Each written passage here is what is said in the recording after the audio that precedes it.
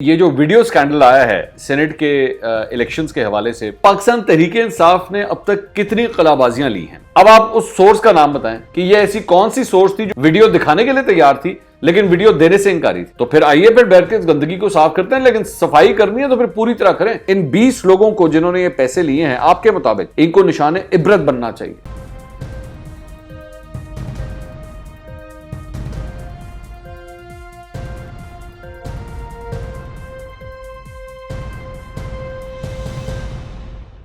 अस्सलाम वालेकुम नाज़रीन, मैं हूं मंसूर अली खान। अपने YouTube चैनल के ऊपर आपको खुशामदीद कहूँगा। सबसे पहले आपसे दरख्वास्त के चैनल को सब्सक्राइब करना मत भूलिएगा और बेल आइकन ज़रूर प्रेस कीजिएगा। नाज़रीन, इस वीडियो में आपने मेरे साथ एंड तक रहना है, क्योंकि मैं आपको एक एक करके बताऊँगा कि ये जो वीडियो स्कैंडल आया है सेनेट के इलेक्शंस के हवाले से, पूरी स्टोरी अब तक आप वैसे ही जानते हैं।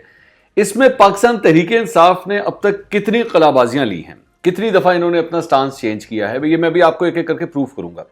और इस सारे मामले के अंदर जाहिर बात है ये चाहते यही थे कि इस वीडियो का फ़ायदा उठाया जाए। इस वीडियो के ज़रिए जो है सुप्रीम कोर्ट के अंदर जो केस चल रहा है उसके अंदर जो है वो हमें कोई एडवांटेज भी मिले और हमारी जो बात है ओपन बैलेट की वो कबूल कर ली जाए। ठीक है, उनका राइट है, वो इसको कह सकते हैं इस मामले में।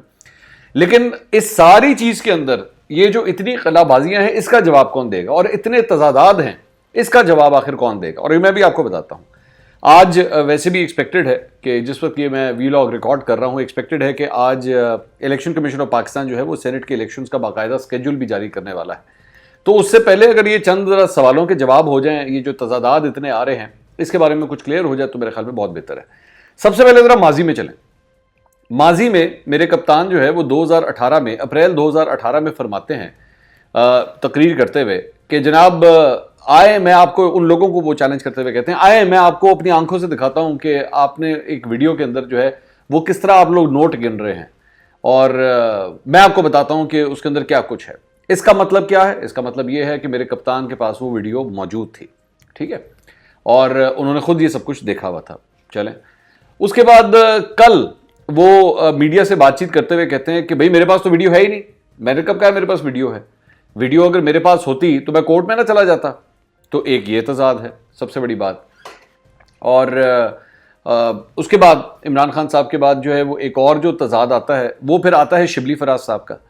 शिबली फराज साहब प्रेस कॉन्फ्रेंस करते हैं जब ये वाक़या होता है, तो वो कहते हैं कि हम लोग बैठे हुए थे और हमारे सामने यूं करके खबर ब्रेक हुई और वहीं पे इमरान खान साहब ने जो है वो पहली दफ़ा वो वीडियो देखी और फ़ौरन उन्होंने एक्शन लिया और जो वज़ीर कानून थे KP के, क्योंकि वो भी वीडियो में नज़र आ रहे थे, उनको फारिग करने का उन्होंने फैसला कर दिया। ठीक है, एक ये। उसके बाद इमरान खान साहब की पुरानी बात के साथ शिबली फराज साहब का तजाद। उसके बाद फवाद चौधरी साहब एक और बयान लेकर आते हैं। फवाद चौधरी साहब एक टॉक शो में बैठे हुए ये कहते हैं कि ये वीडियो जो है वो हमें 2018 में दिखाई गई थी। अब सवाल ये है कि 2018 में जब आप ये सब कुछ देख चुके थे, आपको ये सब कुछ पता था, तो 2018 के इलेक्शन तो आप लोग ही जीते थे। KP के अंदर आपकी हुकूमत आई, 2/3 मेजॉरिटी के साथ आई। फेडरल गवर्नमेंट आपके पास आई। फेडरल गवर्नमेंट आने के बाद नैब की आप सहूलत ले सकते थे, एंटी करप्शन आपके पास, पुलिस आपके पास, ISI की आप मदद ले सकते थे, आप IB को इंगेज कर सकते थे, वो तो डायरेक्टली वज़ीर आज़म को रिपोर्ट करती है। तो फिर इस मामले की मज़ीद तहकीकात क्यों नहीं की गई? सारा जुर्म तो आपके सामने ही था ना, आपके पास तो सबूत भी मौजूद थे। ठीक है, उसके बाद फ़ारूक हबीब साहब मेरे प्रोग्राम में कल रात को तशरीफ़ लाते हैं और वो भी यही बात कहते हैं कि हमें ये वीडियो दिखाई गई थी। अच्छा, बड़ी इंटरेस्टिंग बात यह है कि फवाद चौधरी साहब भी कह रहे हैं कि 2018 में वीडियो दिखाई गई थी। फ़ारूक हबीब साहब भी ये कह रहे हैं कि 2018 में हमें वीडियो दिखाई गई थी। अब सवाल यहां पे ये है कि सबसे इंपॉर्टेंट सवाल जो है वो ये है कि ये वीडियो आपको किसने दिखाई थी? क्योंकि उस सोर्स का नाम बताना तो बहुत जरूरी है, क्योंकि अगर आपने सच बोलना है ना, फिर पूरा बोलें, लोगों को बताएं कि आपको वीडियो किसने दिखाई। क्या एनी किसी राह चलते बंदे ने दिखा दी थी या किसी ऑथेंटिक बंदे ने दिखाई थी? किसने आपको ये वीडियो दिखाई थी? एक बात। दूसरी बात ये कि जिसने आपको वीडियो दिखाई थी, क्या उसी ने वीडियो रिकॉर्ड भी की थी? ये भी तो इंपॉर्टेंट बात है ना। आखिर ये रिकॉर्डिंग की किसने है? ये कौन सी ऐसी शख्सियत है? क्या इसका ताल्लुक पाकिस्तान पीपल्स पार्टी से है? क्या इसका ताल्लुक PTI से है? वो कौन सी ऐसी शख्सियत है जो इन तमाम लोगों को पैसे देते हुए ये वीडियो रिकॉर्ड भी कर रहा है? क्या ये वही शख्स है जिसने आपको पैसे दिए हैं और उसके बाद वीडियो भी साथ रिकॉर्ड की है? और इसके साथ साथ अगर ये सबूत आपके पास उस वक्त आ चुके थे, आपने उस वक्त सवाए उन लोगों को पार्टी से निकालने के आपने और क्या एक्शन लिया? आपने तो कोई एक्शन नहीं लिया।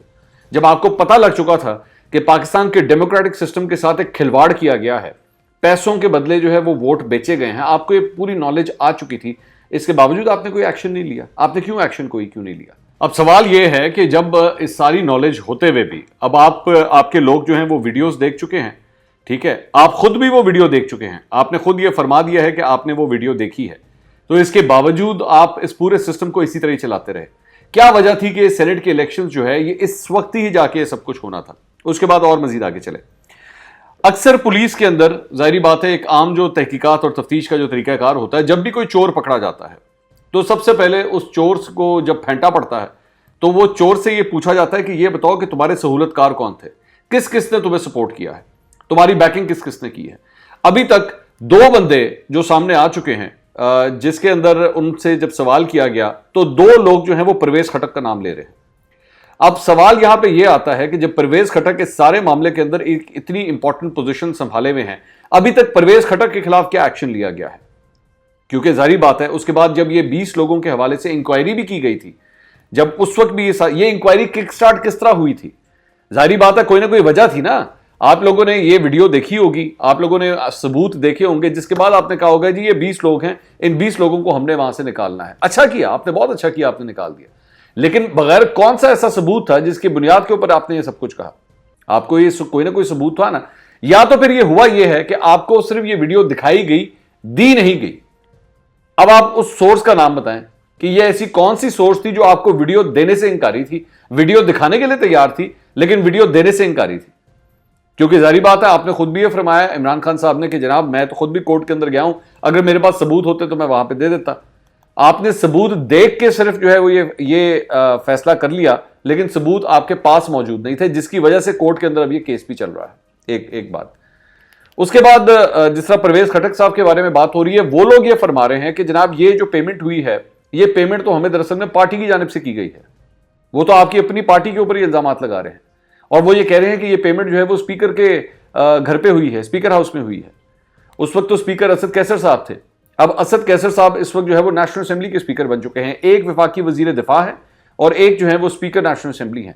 आपके इतने 2 बड़े ओहदों के ऊपर जब इतने संगीन इल्जाम इन लोगों की जानिब से लगाए जा रहे हैं, तो क्या यहां पे पुलिस का वही रूल नहीं चलता कि मुलजिम जो है वो अपनी ट्रेल दे रहा है कि जनाब मुझे तो इनकी जानिब से सब कुछ हुआ था? तो क्या फिर इन 2 लोगों को उस ओहदे के ऊपर बैठने का कोई जवाब बचता है? क्या इनसे ये सवाल नहीं किया जाना चाहिए? मेरा इस सारे मामले के हवाले से सिर्फ पॉइंट ऑफ व्यू ये है कि जब सारी नॉलेज मौजूद थी, 2018 से सबको पता था, फवाद चौधरी साहब को पता था, फरूख हबीब साहब को पता था, जाहिर बात है पार्टी के अंदर और लोगों को भी इस बारे में पता था, तो इसके बावजूद एक्शन कोई क्यों नहीं हुआ? आप एक जगह खुद फरमाते हैं कि मैं कोई एनआरओ नहीं दूंगा, तो फिर जब इन लोगों के बारे में आपने सबूत खुद भी देखे हुए थे, आपकी जो जितने भी इदारे हैं वो अपोजिशन के खिलाफ जब एक्शन में आना होता है वो तो 1 मिनट में एक्शन में आते हैं। वो अभी रेफरेंस दायर नहीं हुआ होता, वो लोगों को उठा के ले जाते हैं, उनको अरेस्ट करते हैं। ठीक है, कोई ना कोई तो जाहिर बात है आपके पास कोई ठोस वजह होगी ना। इन लोगों के अगेंस्ट तो आपने अपनी आंखों से सब कुछ देखा हुआ था, तो फिर कोई एक्शन क्यों नहीं लिया गया? उसके बाद जब जानते हुए इसमें से कम एक शख्स तो इस बात का इकरार भी कर चुका है कि मैंने पैसे लिए हैं, आपने अभी तक इन पैसों को रिकवर करने के लिए क्या किया है? ये ब्लैक मनी है, ये 2 नंबर पैसा है, ये हराम का पैसा है जो इन लोगों में बांटा गया है।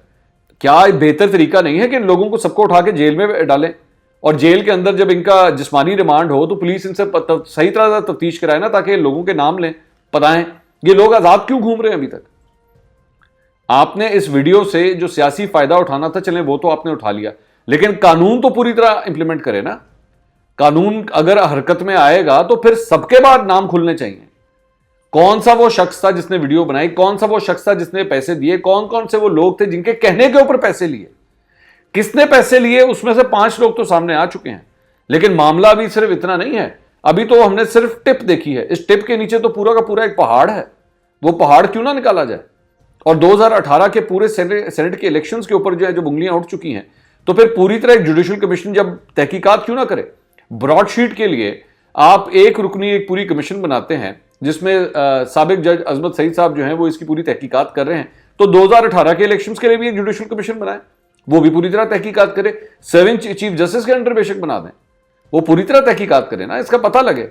और चाहे उसमें पाकिस्तान तहरीक इंसाफ हो, चाहे उसमें नून लीग हो, पाकिस्तान पीपल्स पार्टी हो, अगर आपके ही नजरिए के मुताबिक इस वक्त पाकिस्तान पीपल्स पार्टी के 2 लोग ऐसे सेनेटर जो सिर्फ 6 लोगों की वहां पे एमपीए की मौजूदगी के अंदर जो है वो सेनेटर इलेक्ट हो जाते हैं, तो इसका मतलब है पूरा प्रोसेस ही खराब था। पूरे प्रोसेस के अंदर ही जो है वो कोई ना कोई गंदगी हुई है।